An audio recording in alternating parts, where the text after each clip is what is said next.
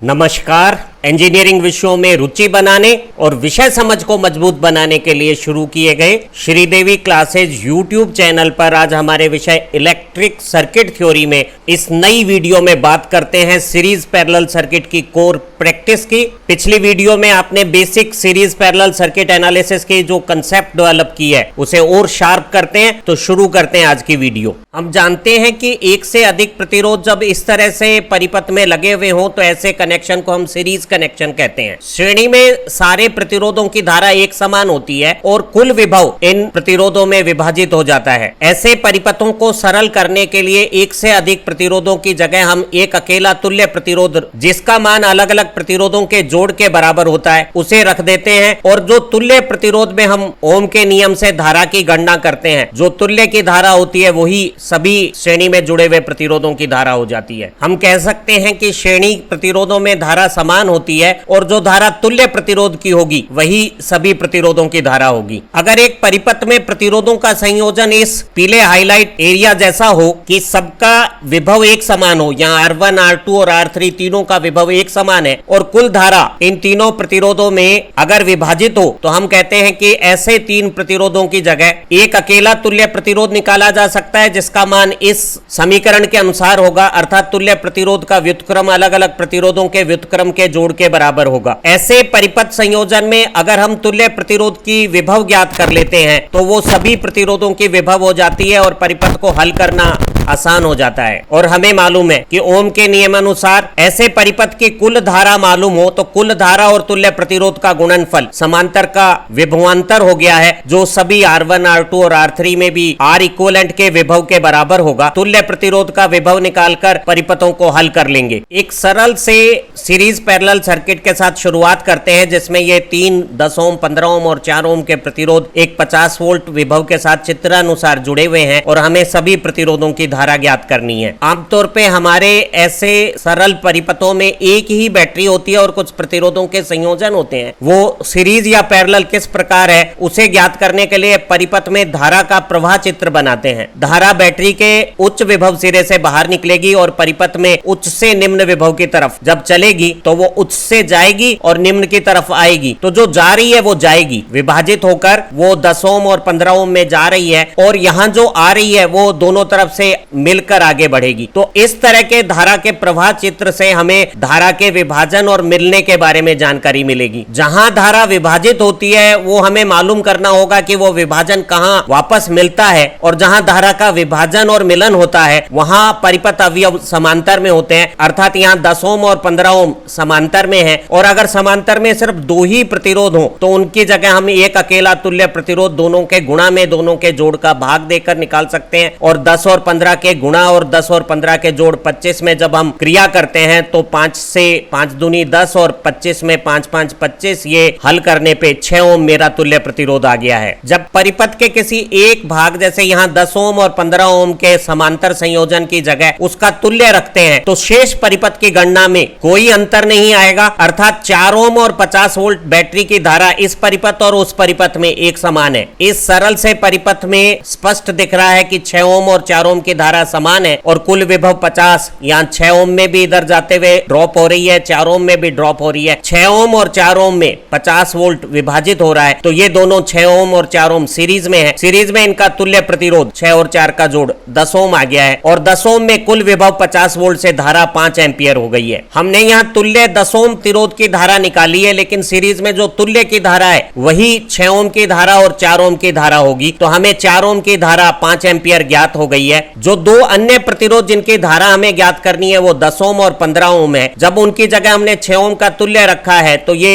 10 ओम और 15 ओम यहाँ गायब हो गए हैं, लेकिन ये समांतर तुल्य जो स्थिति है उसमें विभव समान रहता है। तो अगर हम 6 ओम का विभव निकाल लेंगे तो जो इस परिपथ में 6 ओम का विभव है वही इस परिपथ में 10 ओम और 15 ओम का विभव है, क्योंकि पैरेलल में विभव समान रहता है। हमने 6 ओम में कुल धारा 5 एम्पियर पाई थी, कुल धारा का तुल्य प्रतिरोध 6 से गुणा किया तो 6 ओम की वोल्टेज 30 वोल्ट आ गई है। जो 6 ओम की वोल्टेज है वही 10 ओम और 15 ओम की वोल्टेज होगी। तो 10 ओम में अगर 30 वोल्ट वोल्टेज है तो 30 वोल्ट से 10 ओम में धारा 3 एम्पियर और उसी समांतर प्रतिरोध में जब विभव 30 वोल्ट समान रहेगा तो 15 ओम में धारा 2 एम्पियर हो जाएगी। इस तरह से हमने 4 ओम की धारा 5 एम्पियर, 10 ओम की धारा 3 एम्पियर और 15 ओम की धारा धारा 2 एम्पियर प्राप्त कर ली है। अगर समांतर में केवल 2 ही प्रतिरोध हो, जैसे यहाँ 10 ओम और 15 ओम है, तो अगर हमें कुल धारा जैसे यहाँ हमें ज्ञात है, इस सरल परिपथ में हल करने पर हमने देखा कि कुल धारा 5 एम्पियर है जो यहाँ 10 ओम और 15 ओम में विभाजित होगी। तो इनका विभाजन हम इस नियम से ज्ञात कर सकते हैं। कुल धारा को दूसरे प्रतिरोध से गुणा करें और दोनों प्रतिरोधों का जोड़ करें तो हमें किसी एक प्रतिरोध में धारा ज्ञात हो जाएगी। कुल धारा हमारी 5 एम्पियर है। दूसरा प्रतिरोध अगर 10 ओम में धारा निकालनी है तो 15 है। 5 के 15 से गुणा करके दोनों के जोड़ 25 का भाग दिया तो 10 ओम की धारा जो हमने पहले पाई थी वही आ गई है। तो आप तुल्य में विभव निकाल कर भी विभव बटा रेजिस्टेंस धारा निकाल सकते हैं। इस धारा विभाजन के खूबसूरत फार्मूले का इस्तेमाल करके भी जब कुल धारा मालूम हो और समांतर के दोनों प्रतिरोध मालूम हो तो किसी एक प्रतिरोध की धारा हो गई कुल धारा गुणा दूसरा प्रतिरोध बटा दोनों प्रतिरोधों का जोड़। तो हमने इसी तरह से 15 ओम की धारा कुल धारा 5 में दूसरा प्रतिरोध 10 का गुणा करके 25 का भाग दिया तो 2 एम्पियर पा ली। हमें 9 प्रतिरोध और 3 बैटरियों का एक जटिल सा परिपथ संयोजन दिया हुआ है और ये जो 2 परिपथ में बिंदु है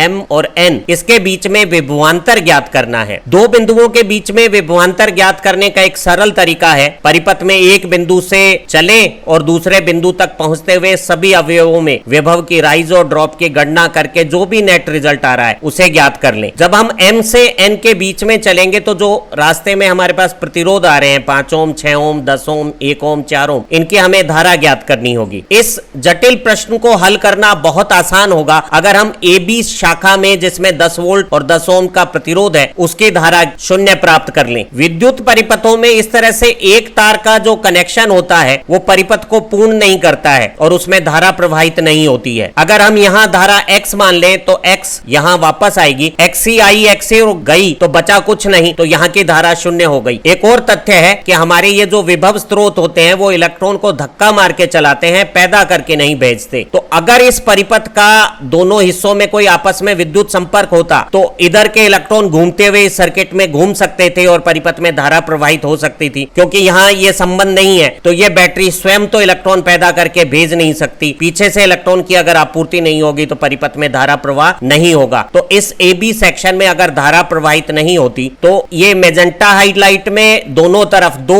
अलग अलग आपस में आइसोलेटेड विलगित परिपथ ऐसी स्थितियों में है कि 5 ओम 6 ओम 3 ओम 4 ओम की धारा समान है और कुल विभव 18 इनके योग में जब विभाजित होगा तो सभी में सीरीज कनेक्शन के कारण धारा 1 एम्पियर आ गई है। इसी तरह से यहाँ 20 वोल्ट की जो बैटरी है वो 4 1 2 और 3 के इस समूह में धारा प्रवाहित करेगी और ये एक सीरीज विलगित सा परिपथ समूह हो गया है जिसमें धारा सभी प्रतिरोधों को जोड़ने के बाद 2 एम्पियर आ गई है। जब हमने 1 ओम 2 ओम 3 ओम और 4 ओम का जो श्रेणी समूह का कुल तुल्य प्रतिरोध 10 ओम पाया है तो हम धारा 10 ओम में निकाल रहे हैं और सीरीज में धारा समान होती है तो जो तुल्य 10 ओम की धारा है वही सभी प्रतिरोधों की धारा हो गई है। इस परिपथ में जब हम M से N यात्रा करेंगे तो हमारे रास्ते में 5 ओम 6 ओम जिनकी धारा हम 1 एम्पियर ज्ञात कर चुके हैं और 10 ओम जिसकी धारा 0 होगी, 10 वोल्ट का ये विभव स्रोत 1 ओम और 4 ओम जिसमें धारा 2 प्राप्त कर चुके हैं वो आएंगे। तो अब हम विभव के राइज एंड ड्रॉप देख सकते हैं। धारा की दिशा में गए हैं, मुझसे निम्न विभव की तरफ गए हैं तो 5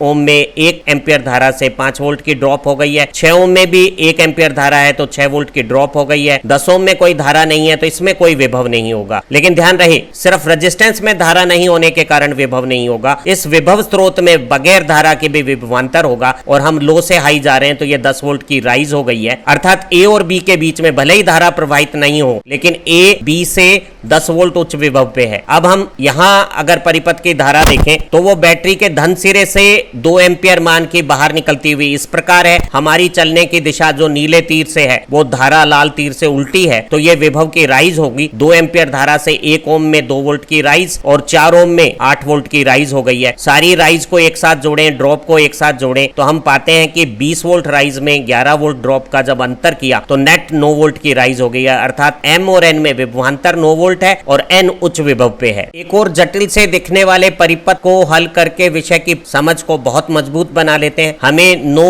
अलग अलग मान के प्रतिरोध एक 12 वोल्ट की स्रोत से जुड़े हुए हैं चित्रानुसार, जैसा पीली हाईलाइट में दिख रहा है। हमें सभी प्रतिरोधों की धारा निकालनी है। सबसे पहले परिपथ में धारा का प्रवाह देखें। बैटरी के पॉजिटिव सिरे से जो धारा गई है वो यहाँ विभाजित हुई है और ये विभाजित धारा M से विभाजित होकर यहाँ मिल रही है। तो इन दोनों विभाजन और मिलन स्थितियों पर ये 5 ओम और 4 ओम का जो समूह है जिसमें धारा समान है और कुल विभव विभाजित हो रहा है, दोनों श्रेणी में है, जिसका तुल्य प्रतिरोध 9 ओम है, ये 9 ओम इस 18 ओम के समांतर में इस परिपथ में है और दो प्रतिरोध अगर समांतर में हो तो उनके गुणा में जोड़ का भाग देने से तुल्य प्रतिरोध आ जाएगा। तो M और इस सिरे के बीच में एक तुल्य प्रतिरोध 6 ओम हम ज्ञात कर सकते हैं, जिसे दूसरे परिपथ में यहां हम प्रदर्शित कर रहे हैं। इस M बिंदु पे एक धारा इधर भी विभाजित हुई है तो एक दूसरी धारा इधर भी विभाजित हुई है। तो हम कह सकते हैं कि इस मैजेंटा फ्रेम में जो परिपथ का भाग है वो इस दूसरे मैजेंटा फ्रेम के भाग के साथ परिपथ में समांतर है और बाद में जब हम हल करेंगे तो पाएंगे कि ये दोनों फ्रेम के तुल्य प्रतिरोध एक वैल्यू में 10 ओम और 10 ओम आएंगे और ये परिपथ में 10 ओम के दो प्रतिरोध इधर भी 10 ओम और इधर भी 10 ओम आपस में समांतर में है। लेकिन वो बात बाद में पता लगेगी, अभी इस परिपथ के इस भाग का थोड़ा और विश्लेषण करते हैं। 8 ओम में जाने वाली धारा यहाँ 4 ओम और 3 ओम में विभाजित हुई है, लेकिन हम 4 ओम और 3 ओम को समांतर में नहीं कहेंगे क्योंकि दोनों के विभव समान नहीं है। 3 ओम का दूसरा सिरा यहाँ N पे जुड़ रहा है और ये 4 ओम वाली धारा यहाँ 2 ओम को पार करके N पे मिल रही है। तो 3 ओम के समांतर में 4 ओम और 2 ओम का ये जो श्रेणी समूह है वो है और 4 और 2 के श्रेणी समूह का मान 6 ओम होगा। जब 6 ओम 3 ओम के समांतर होगा तो दोनों के गुणा में जोड़ का भाग देने पे 6 ओम और 3 ओम का तुल्य प्रतिरोध 2 ओम आ जाएगा। N और इस दूसरे बिंदु के बीच में 2 ओम रख सकते हैं। जब हम 6 ओम और 3 ओम के समांतर तुल्य के रूप में 2 ओम और इस मैजेंटा घेरे में 4 और 5 के श्रेणी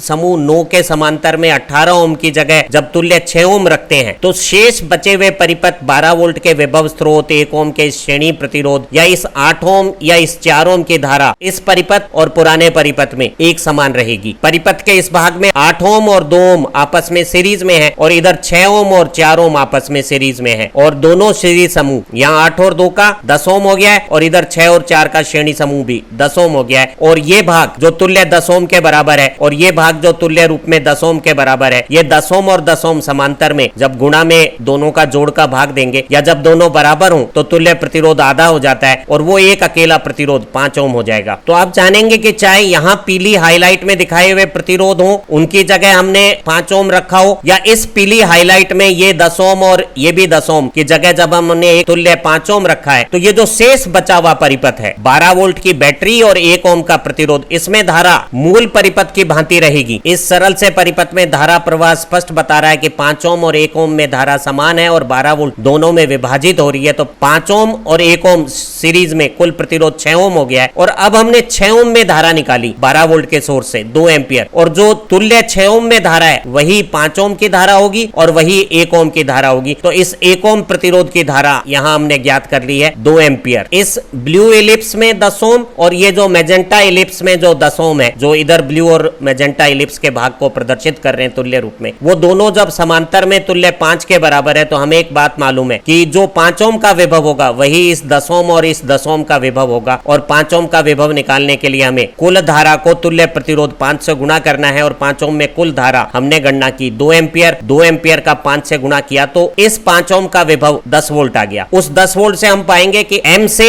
8 ओम होता हुआ जो 2 ओम के साथ सिरा N से मिलता है उस 10 ओम में ये धारा 10/10 1 एम्पियर हो गई है। इसी तरह से ये जो तुल्य प्रतिरोध 6 ओम था इस 6 के साथ 4 ओम में भी धारा 10/10 1 एम्पियर हो गई है। तो इस 4 ओम में धारा 1 एम्पियर और इस 8 ओम में धारा 1 एम्पियर हमें ज्ञात हो गई है। अब ये तुल्य प्रतिरोध हम पहले ज्ञात कर चुके हैं 3 और 6 का तुल्य प्रतिरोध 2 ओम में 1 एम्पियर धारा से विभव 2 वोल्ट होगा। वो 2 वोल्ट ही 3 ओम पे विभव है और वही 4 और 6 के कॉम्बिनेशन पे विभव है। तो 3 ओम की धारा हो गई 2/3 एम्पियर। ये 4 ओम और 2 ओम श्रेणी में है, इन दोनों की धारा आपस में बराबर होगी और इस श्रेणी समूह पे कुल विभव 2 वोल्ट है। तो 6 ओम में धारा निकालेंगे, जो 6 की धारा होगी वही 2 ओम और 4 ओम की धारा हो गई 1/3 एम्पियर। इस 3 ओम में धारा हम 8 ओम की कुल धारा जो 1 एम्पियर है उसके विभाजन से भी ज्ञात कर सकते थे और हमारा नियम है कुल धारा जो 1 एम्पियर है गुणा दूसरा प्रतिरोध जो 4 और 2 का कॉम्बिनेशन 6 है और दोनों 3 और 6 का जोड़ का अगर भाग दें तो यह धारा 2/3 एम्पियर आ गई है। इसी तरह से हम इस 6 ओम में भी धारा निकालकर 4 ओम और 2 ओम की धारा निकाल सकते थे। हमने जाना कि ये जो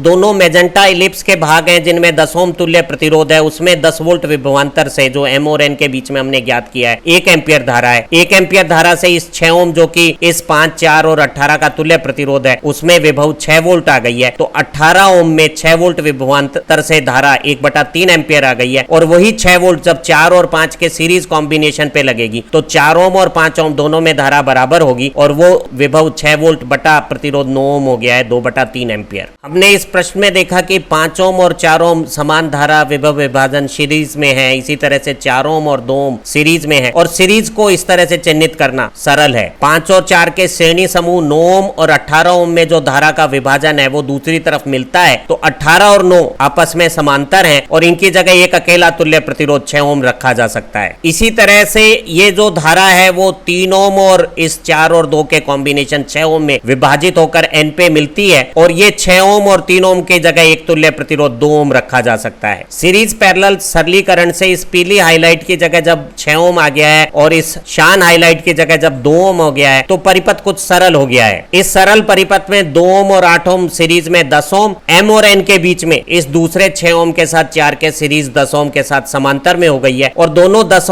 ओम के समांतर के जगह जब हमने एक अकेला 5 ओम रखा तो इस छोटे से सर्किट जिसमें कुल प्रतिरोध 6 ओम है उसमें धारा ज्ञात कर ली और जो 6 ओम की धारा है वही 1 ओम की धारा हो गई। तो आप पाते हैं कि हमने सारे सर्किट की जगह जब एक अकेला प्रतिरोध 6 ओम पा लिया है तो हमने हमेशा सबसे पहले कुल धारा प्राप्त कर लेनी है। अब कुल धारा ज्ञात होने के बाद जब चीजें विभाजित होती हैं, समांतर में कुछ चीजें आती हैं, तो हमें विभव निकालना चाहिए और विभव निकालने का हमने सूत्र देखा, कुल धारा का तुल्य प्रतिरोध से गुणा कर देते हैं। तो 5 ओम में हमने विभव निकाला 10 वोल्ट, जो 10 वोल्ट विभव आया वही इस 10 ओम और इस 10 ओम के समांतर समूह का विभव हुआ। तो इस 10 ओम का भी विभव 10 वोल्ट से धारा 1 एम्पियर आ गई और इस 10 ओम में भी 10 वोल्ट विभवांतर से धारा 1 एम्पियर आ गई। ये 1 एम्पियर धारा ने इस 2 ओम प्रतिरोध में जो शान हाईलाइट में है 2 वोल्ट जो विभव बनाया वो 2 वोल्ट विभव 3 ओम का भी और 6 ओम का भी हो गया। तो हमने 4 ओम और 2 ओम की धारा भी ज्ञात कर ली, 6 ओम की धारा ज्ञात करके, और 3 ओम की भी धारा आ गई 2/3 एम्पियर। इसी तरह से हम 5, 4 और 18 वोल्ट की